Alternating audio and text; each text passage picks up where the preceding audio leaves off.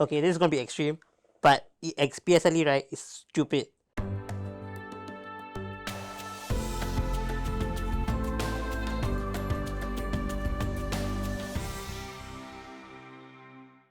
Hi, I'm Sharda Harrison, and welcome to SGNOW. We are going to talk about exam stress because the PSLE results are coming soon. I think I remember how that felt. I'm not going to give my age away, but we've got some lovely guests in the studio today. We have CityJos Dharmhik and CityJos Carson. Hello. How you doing? Very good, very good. So you took your PSLE like 3 years ago, right, Carson? Roughly, yes. Yeah. I'm just kidding. And Dharmik, you took your PSLE 12 years ago. 12 years ago. Almost 12 years. We've also got a lovely guest in the house, Sofie. Hi, and you're a mum to a 13-year-old girl who took her PSLE just last year.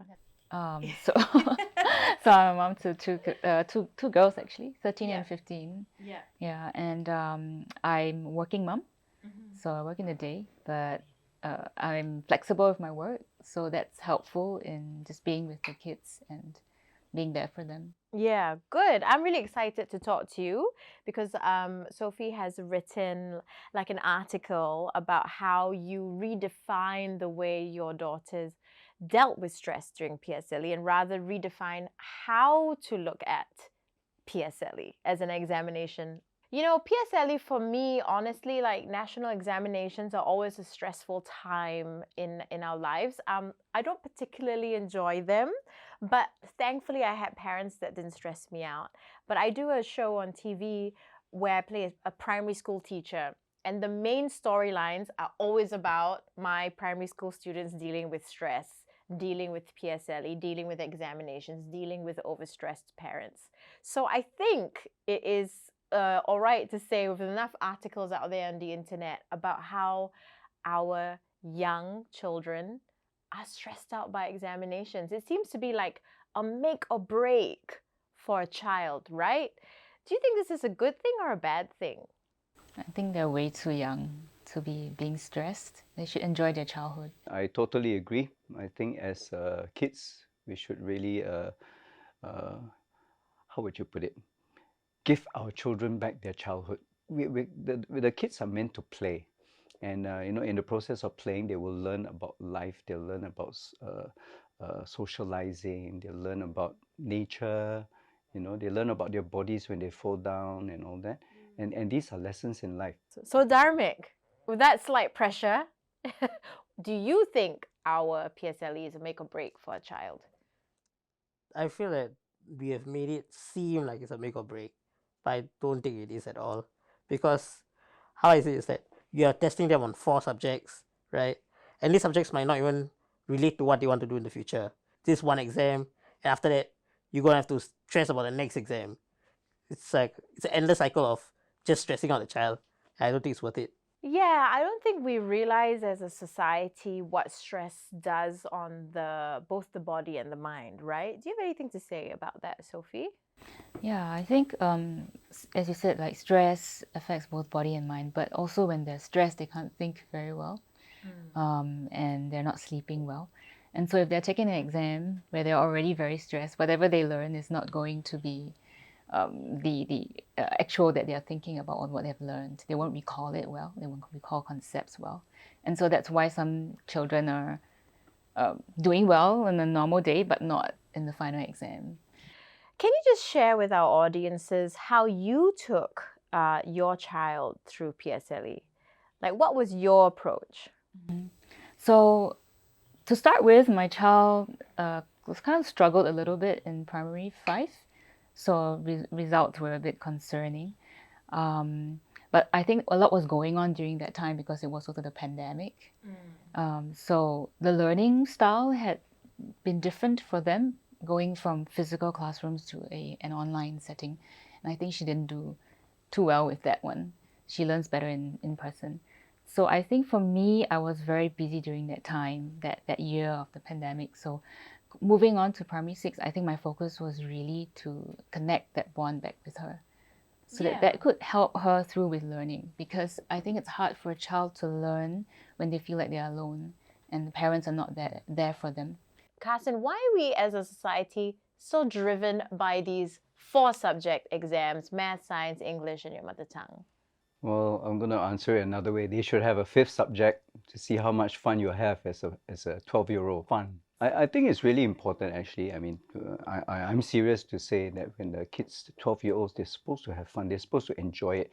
And if they learn how to have fun, then they can actually make studying fun. They can make having good grades quite fun. The same way that we do puzzles, the same way that we do gaming.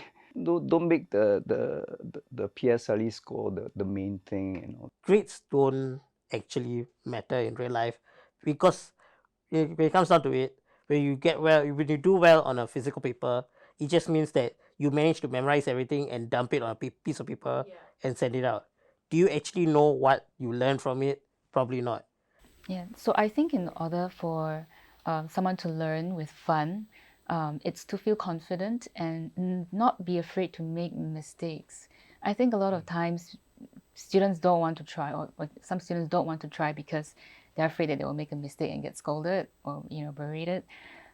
So building up that confidence, and then encourage them to make mistakes, and also pace them according to what they already know and their knowledge. So not something that's overly challenging, but something that's at their level, and then up that a little bit so they build that confidence. Also encourage them to be creative in the way they want to learn. It's like my daughter, she doesn't just sit at the table and do lots of sums. She could be having a picnic on the floor and then having her books everywhere, sitting on a swing, dancing, or just singing whatever she has learned. We do lots of acting sometimes to memorize certain things. I love that. So I think it's about being creative and injecting that fun in learning. And did that drive her to want to then be better at her studies? Yes, I think fun was very important for her, and I think acknowledgement from the parent. I celebrate with her every time she gets a concept right. It's like, whoa! But I mean, it's just to encourage her and just to make it lighthearted, and that her efforts are appreciated. If I can take an example from tennis, I teach tennis, right? So I was teaching this mum, and I said, okay, this is how you hit the shot, from the back of the court. She's been just close to the net. Say at the back of the court, we change something, and you're gonna hit the ball a lot harder. And the ball doesn't come across the net. And I said, okay, you have to spank the kid a bit harder. Imagine that you're spanking the kid a bit harder, and then all that. And then we took a break and I said, oh, this is not easy. Then I said, okay, just enjoy it, right? And then, for the rest of the 20 minutes, she was like, pum, pum, and she did very well. And at the end of the session, he said, I think that did it.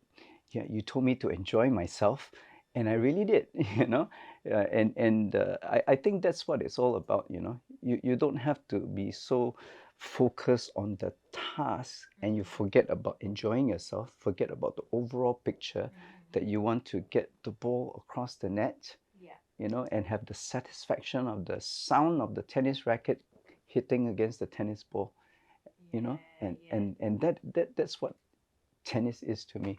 And I think that life and study should be similar in a way, Yeah, okay, so it's not about getting 100 marks, In fact, I don't like people to get 100 marks. They feel that they've done it and they don't need to improve. It's good if they get a B plus or something, and they know that hey, I need to do a lot more, and it applies to everything else that we do, I find. Thank you very much for that, Carson. Now we're going to move on to part 2. And in part 2, we're going to discuss the stress of exams, the actual stress of it all. So stay tuned.